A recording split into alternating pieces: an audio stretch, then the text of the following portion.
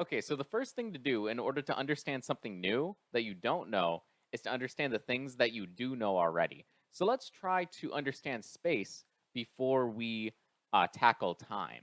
So let's imagine that we're a being in a one dimensional universe. Okay, that would just be the x coordinates. And uh, the way we would understand the first dimension is just with a line. Okay. And this line goes in one direction the entire way through. We would not, if we were a being in one dimension, we would not be able to go backwards in space. So we would only go in one direction.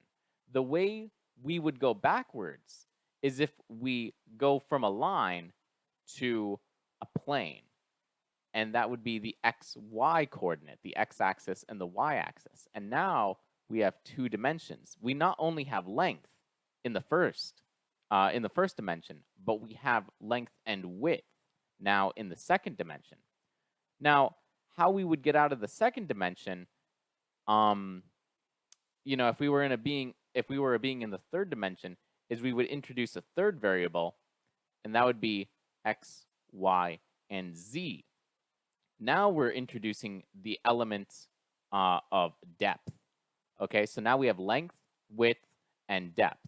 And what that would look like is going to try drawing the best I can. That's not too good. But now we have a three-dimensional space. You know what? I'm going to try doing that again.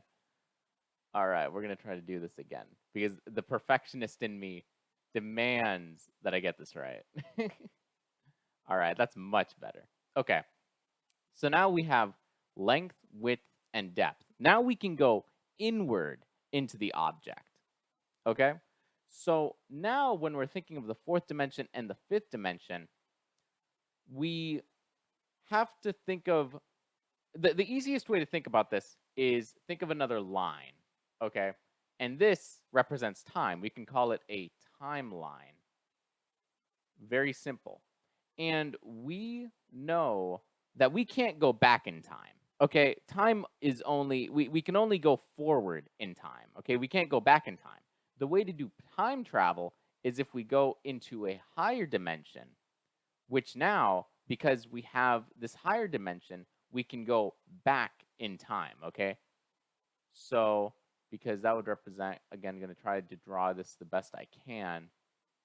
We can go forwards and then we can go backwards in time, okay, in the next dimension.